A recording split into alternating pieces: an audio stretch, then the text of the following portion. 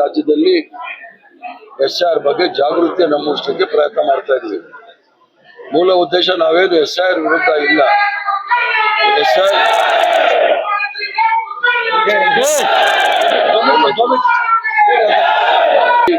ತಮಿಳುನಾಡಲ್ಲಿ, ಬಿಹಾರಲ್ಲಿ ಮತ್ತು ಪಶ್ಚಿಮ ಬಂಗಾಳದಲ್ಲಿ ನಡೆತಕ್ಕಂಥ ಷಡ್ಯಂತ್ರವನ್ನ ನಾವು ನೋಡಿದ ಮೇಲೆ ನಾವೆಲ್ಲ ಜಾಗೃತರಾಗಿರ್ಬೇಕು ಅಂತ ಮೂಲ ಉದ್ದೇಶದಿಂದ ನಮ್ಮ ಕರ್ನಾಟಕ ರಾಜ್ಯದಲ್ಲಿ ಇರ್ತಕ್ಕಂಥ ಎಲ್ಲ ಡಿವಿಷನ್ ಅಲ್ಲೂ ಸಹ ಕಾರ್ಯಕ್ರಮವನ್ನು ಹಮ್ಮಿಕೊಂಡಿದ್ವಿ. ಮೊನ್ನೆ ಮಂಗಳೂರಲ್ಲಿ ಆಯ್ತು, ಇವತ್ತು ಹುಬ್ಳಿ, ಮತ್ತೆ 28ಕ್ಕೆ ಮೈಸೂರು, ಮತ್ತೆ 30ಕ್ಕೆ ಬೆಂಗಳೂರಲ್ಲಿ ಮಾಡ್ತಕ್ಕಂಥ ಕಾರ್ಯಕ್ರಮ.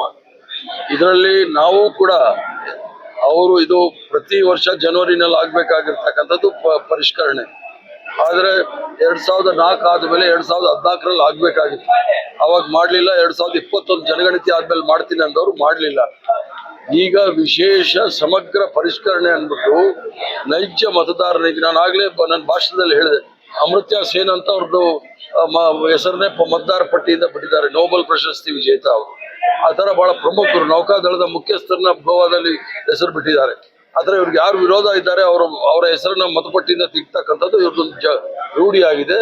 ಅದು ಆಗ್ಬಾರ್ದು. ನಮ್ಮ ಕಾರ್ಯಕರ್ತರೆಲ್ಲ ಜಾಗೃತರಾಗಿ ಪ್ರತಿ ಮನೆಗೂ ಹೋಗಿ ಅಲ್ಲಿ ಅವರ ಹೆಸರುಗಳನ್ನ ಎನ್ಯುಮರೇಷನ್ ಫಾರಂ ಅಲ್ಲಿ ದಾಖಲು ಮಾಡಿ ಅದನ್ನ ಎಲೆಕ್ಷನ್ ಕಮಿಷನ್ಗೆ ಅಥವಾ ಏನ್ BLO ಬರ್ತಾರೆ, ಬ್ಲಾಕ್ ಲೆವೆಲ್ ಆಫೀಸರ್ಸ್, ಅವ್ರಿಗೆ ಕೊಟ್ಟು ಸಂಪೂರ್ಣ ದಾಖಲಾತಿಯನ್ನು ಇಟ್ಕೊಳ್ಬೇಕು ಅನ್ನೋ ಒಂದು ಮಾಡಿದ್ದೀವಿ. ನಮ್ಮ ಮೂಲ ಉದ್ದೇಶ ಏನು ಅಂದ್ರೆ, ಇದರಲ್ಲಿ ವಂಚಿತರಾಗೋದು ಯಾರು ಅಂತ ಹೇಳಿದ್ರೆ ಬಡವರು, ಅಲೆಮಾರಿಗಳು, ಆದಿವಾಸಿಗಳು, ದಲಿತರು, ಅಲ್ಪಸಂಖ್ಯಾತರು, OBCಗಳಲ್ಲಿ ಬಹಳ ತೊಂದರೆ ಆಗ್ತಕ್ಕಂಥದ್ದು. ಯಾಕಂದ್ರೆ 11 ಡಾಕ್ಯುಮೆಂಟ್ ನ ಕೊಡ್ಬೇಕು ಅಂತ ಹೇಳಿ ಎಲೆಕ್ಷನ್ ಕಮಿಷನ್ ಹೇಳ್ತಾ ಇದೆ. ಕೆಲವರಲ್ಲಿ ಡಾಕ್ಯುಮೆಂಟ್ ಇರ್ಬೋದು, ಇಲ್ಲದೆ ಇರ್ಬೋದು. ಆದ್ರೆ ನಾವು ನಕಲಿ ಮತದಾರನ ತೆಗಿಬಾರ್ದು ಅಂತ ಹೇಳೋದಿಲ್ಲ. ನಕಲಿ ಮತದಾರನ ತೆಗಿರಿ ಅಂತ ಹೇಳ್ತೀವಿ. ಎರಡೆರಡು ಹೆಸರು ಇರ್ತಕ್ಕಂಥ ಅವ್ರದ್ದು ಹೆಸರು ತೆಗಿರಿ ಅಂತೀವಿ. ಆದ್ರೆ ಯಾವುದೇ ಕಾರಣಕ್ಕೂ ಸಹ ಪ್ರತಿಯೊಬ್ಬ ಭಾರತ ನಾಗರಿಕನ ಹಕ್ಕನ್ನ ಯಾರೂ ಸಹ ಮೊಟಕುಗೊಳಿಸಬಾರ್ದು ಅನ್ನೋ ಮೂಲ ಉದ್ದೇಶದಿಂದ ಈ ಜಾಗೃತಿ ಕಾರ್ಯಕ್ರಮ ಹಮ್ಮಿಕೊಂಡಿದ್ದೇವೆ. ಸದ್ಯಕ್ಕೆ SIR ಮಾಡೋಣ, ಆಮೇಲೆ ಅದಕ್ಕೆ ಬರ್ತೀವಿ.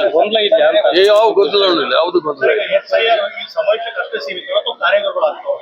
ಈಗಾಗಲೇ ತಾಲೂಕು ಮಟ್ಟದಲ್ಲಿ ಕಾರ್ಯಕ್ರಮಗಳಾಗಿದೆ, ಜಿಲ್ಲಾ ಮಟ್ಟದಲ್ಲಿ ಕಾರ್ಯಕ್ರಮಗಳಾಗಿದೆ, ಎಲ್ಲ ಹಂತದಲ್ಲೂ ಕಾರ್ಯಕ್ರಮ ಮಾಡಿದ್ದೀವಿ. ನಾವು 30ನೇ ತಾರೀಕು ಒಳಗಡೆ ಮುಗಿಸ್ಬೇಕು. ಪುನಃ ಇದ್ರದ್ದು ಗಂಭೀರತೆ ಇರಬೇಕು ಅಂತ ಹೇಳಿ ನಾನೆಲ್ಲ ಕಾರ್ಯಕ್ರಮಗಳನ್ನ ಬಿಟ್ಟು ಈ ಕಾರ್ಯಕ್ರಮಕ್ಕೆ ಬಂದಿರೋದು, ಎಲ್ಲ ಡಿವಿಷನ್ ಅಲ್ಲೂ ಸಹ. ಬಿಜೆಪಿ ನಾಯಕರು ಗಂಭೀರ ಆರೋಪ ಮಾಡಿದ್ದಾರೆ, ಖರ್ಗೆ ಕುಟುಂಬ ಭೂಹಗರಣದಲ್ಲಿ ಭಾಗಿಯಾಗಿದೆ. ಭಾರತೀಯ ಜನತಾ ಪಾರ್ಟಿಯವ್ರದ್ದು ಹಗರಣಗಳು ನಾನು ಹೇಳಿದ್ರೆ, ಇಡೀ ರಾಷ್ಟ್ರದಲ್ಲಿ ಅವ್ರ ಅಧಿಕಾರಕ್ಕೆ ಬಂದ ಮೇಲೆ ಅತಿ ಹೆಚ್ಚಿನ ಶ್ರೀಮಂತ ರಾಜಕೀಯ ಪಕ್ಷ ಅಂದ್ರೆ ಭಾರತೀಯ ಜನತಾ ಪಾರ್ಟಿ. 4,000 ಕೋಟಿ ಇದೆ. ಎಲ್ಲಿಂದ ಹಣ ಬಂತಂತೆ? ನಾವು ಕಾಂಗ್ರೆಸ್ ಪಕ್ಷದ ನಮ್ಮ ಖಜಾನೆಯಲ್ಲಿ ಇರ್ತಕ್ಕಂಥದ್ದು 700 ಕೋಟಿ ರೂಪಾಯಿ. ನಾವು ಬಡವರ ಪಕ್ಷ, ಅದಕ್ಕೋಸ್ಕರ ನಾನು ಎಲ್ಲ ಸಭೆಗಳಲ್ಲೂ ಸಹ ಹಣ ಹೂನಾರ ಹಾಕ್ಬಿಡಿ, ಹಣ ಚೆಕ್ ಕೊಡಿ ಅಂತ ಕೇಳ್ತಾ ಇದ್ದೀನಿ. ಆದ್ರೆ ಬೆಂಗಳೂರು ನಗರದಲ್ಲಿ ಚಾಣಕ್ಯ ಯೂನಿವರ್ಸಿಟಿ ಅಂತ ಹೇಳಿ ಬಡ ರೈತರ ಜಮೀನನ್ನು ತಗೊಂಡಿದ್ದಾರೆ ಇವರು. 106 ಎಕರೆ ಜಮೀನು ತಗೊಂಡಿದ್ದಾರೆ 50 ಲಕ್ಷ ರೂಪಾಯಿದಲ್ಲಿ. 1 ಎಕರೆಗೆ ಅಲ್ಲಿ 10 ಕೋಟಿ ರೂಪಾಯಿ, 800 ಕೋಟಿ ರೂಪಾಯಿ ಘೋಟಾಳ ಇವರೇ ಮಾಡಿದ್ದಾರೆ.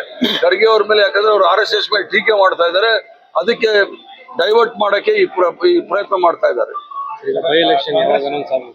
ಕಾಂಗ್ರೆಸ್